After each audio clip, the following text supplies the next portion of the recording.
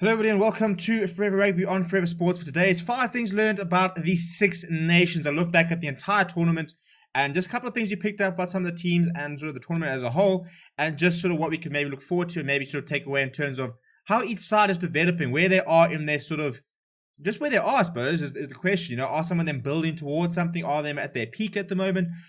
Do we have sort of next generation coming through? Are we looking at a sort of a changeover period? Just something that we sort of took away from a couple of the teams and the performances over the tournament as a whole. If you notice anything else, or you had any other major takeaways, please let me know what they are down in the comments below.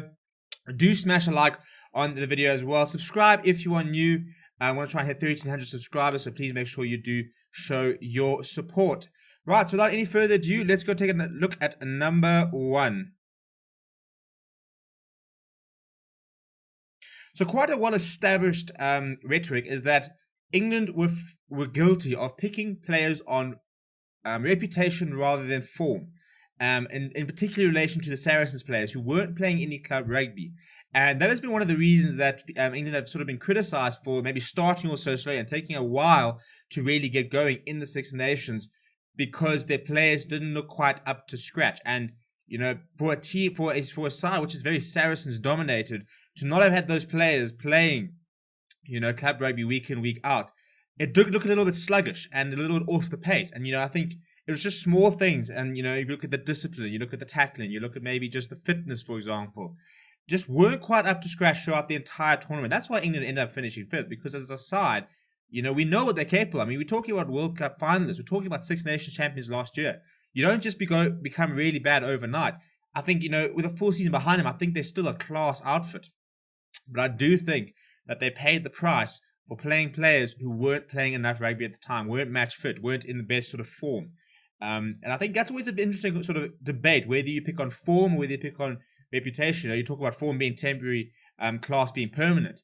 But I think that there were some players who just weren't quite up to scratch for most of the sort of Six Nations, which was a big letdown for England. You know, and I think it's an interesting sort of debacle now when it comes to the Lions tour in terms of, do you pick these English players who got to a World Cup final, who won the Six Nations last year, who've been really good for the last couple of years, and then have had a bad few months, or do you pick your Scotland, Ireland players and Wales players who are suddenly playing really well at this moment, and maybe sort of over the last sort of 4 years haven't been the most consistent? So it's quite an interesting sort of debate that Warren Gatland's going to have to try and sort of weigh up in terms of how he makes the selections for the 6th of May.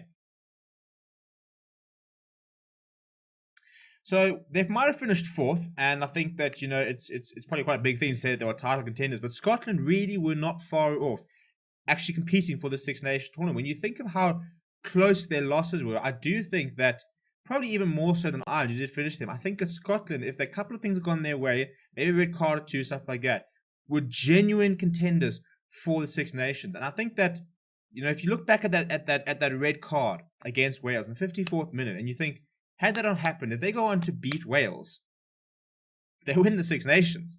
It's that simple. If you look at the log, they win the Six Nations if that result goes the other way. You know, add 4 points to Scotland, take 4 points away from Wales, and they win the Six Nations. I mean, that game, I think if you look across the entire Six Nations, probably was one of the most significant. You know, obviously Scotland beating France was the really big one, but I mean, it was so much for France still to do by the time they played Scotland. But I do think, weirdly enough, you know, and it is weird because it's 1st and 4th, if that game had just gone the other way, suddenly Scotland could genuinely been title contenders, even with their loss against Ireland. You know, having beaten France, beaten England, beaten Italy, you know, it would have been a massive sort of turning point. And you do look at that red card as a bit of a defining moment and think, well, if they hadn't got the red card, maybe they would have held on and lost it. So I think that's quite an interesting sort of point. And I do think that the Scotland side's got a lot of good players and a lot of promising things. And I think it's quite interesting how they sort of develop over the next year or two. Because I do think there are some world-class players in that side. And they've got such a good team chemistry. And it really is starting to build something quite special there. So the rave was all about France coming into the Six Nations, and not how, you know, towards the end of last year, they were playing such a nice brand of rugby. They were exciting. You know, they were willing to take on any team. And I think lots of people were sort of tipping them or England to be the favourites for this tournament, especially after the first sort of round, saying, right, well, France have got this in the bag. Nobody really gave Wales a chance. But I think as the tournament went on, I think what we've seen is that whilst France have the capacity to be really entertaining, really good, really attractive style of rugby, at the same time, that sort of open style has the potential to not work. And we've seen that with a lot of attacking sides, where when it goes well, it goes really, really well. You look so good, and it's such a good advert for the game. But it does leave yourself open, and I think that's what we saw against Scotland, even against England to a certain degree. And I think that France, are on a very interesting journey. And I do think by the time we get to 2023 World Cup, they're going to be a very, very competitive outfit. But I do think that maybe we probably need to sort of take a step back and think that whilst they've impressed many in certain games, consistency is key when it comes to these sort of tournaments. Being able to put that performance in week out, being able to consistently be up the sort of top levels. And I think that's something that they're probably sort of having to battle with at the moment, is to find that consistency and to ensure that the game plan can be reproduced week in, week out, and that they can sort of sustain it. And even if they're not playing well, be able to grind out results, because that's a big thing. Champions are able to sort of grind out results when they're not playing well. It's what the Bulls did during the Currie Cup, Super Rugby Unlocked. To be fair, I think it's what Wales did. I think there were certain games where Wales weren't phenomenal, but they just somehow managed to get the victory, and that's why they're champions. Because when you don't play well and you can grind out a result, that is absolutely massive. You cannot actually, speak enough about how important that is to leading a sort of title charge.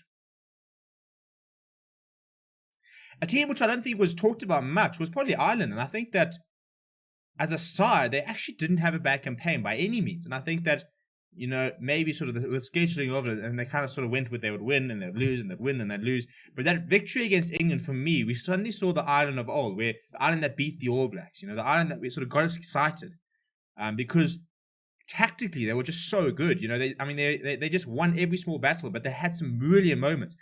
From a kickoff where they managed to get in around, force a penalty, take 3 points, and up and under, right in front of the poles, landing just outside the 22. Robbie Henshaw smashed them, got over, won a penalty, kick it over. There was so many. The try that they scored in that last game, it looked like a side which said, right, we've got a game plan.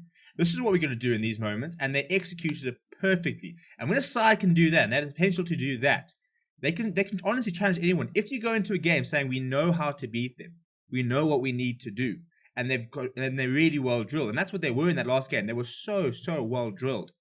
That side can be dangerous. When a side with players that might not be the best, but are well drilled and know exactly what they do, they can sometimes pip sides with better players, where maybe the game plan isn't quite as structured, or maybe they're not as comfortable within the game plan. And so I think that they did go a bit under the radar, and I think that it's the reason they made it such a competitive Six Nations, that a lot of the teams were quite sort of similar levels. I don't think there was a massive gulf in quality between Wales, and England. I think there was. England was pretty poor, but between first and fourth, I don't think there was that much difference. Obviously, Italy is way behind, and England had a really poor campaign. But I think, quality in terms of the side, it was quite close, and they made it for a really, really good tournament. Right, so Italy endured another very long Six Nations where they just got outplayed and beaten and thrashed and stuff like that. But what was very apparent was Franco Smith's continued commitment to build a side, to start inexperienced players, to try and bring players into the fore. I think there's two ways to do it. He could have gone to sort of the more reliable players, the older players, maybe the more experienced players, and maybe that would have been better. Maybe he would have had smaller score lines. Maybe it wouldn't have been sort of as embarrassing. But there's no long-term thinking there. And Franco Smith's continued backing of his young, inexperienced side means that he's building towards something, and that is the 2023 World Cup. Because if you think of last year, if you have Six Nations this year, and at the end of the tour, if you have some June internationals, and the same thing next year, suddenly you can put together, anything between 10 to 15 tests before the next before the World Cup, and some really. And I think if they keep doing that, and suddenly you've got all these players going into the World Cup with 30 tests under their belt, and it's a squad that's been together for 3 years, getting beaten together for 3 years, they're going to get closer and closer. They're going to be a really close knit squad and a very tight group. And I think that's what he's hoping to try and do, is try and get that squad as experienced as possible, playing it at standard rugby. They can't really compete in and say, right, let's go into the World Cup, let's see what we can do. I'm not saying they're going to go out and win it, or they're going to make semi-finals or whatever, but maybe they can go out there and try and get a shock result. Maybe they can sort of not do the sort of standard, well, we'll beat the Namibias and we'll beat the Georgias and we'll beat the Fijis. But maybe they could go in there and say, well, maybe we can go after another side, and maybe we can try and scrape a quarterfinal. Maybe we can try and, shock everybody and get into a semi-final. We've seen how Japan can do it. It can be done, but it is a process. And Franco Smith seems very committed to that process. So that's what I took away from the Six Nations. Let me know what you thought down in the comments below. Smash a like on the video if you are new. Also, do subscribe. My name is Steven. Thank you very much for watching, and I'll chat to you soon.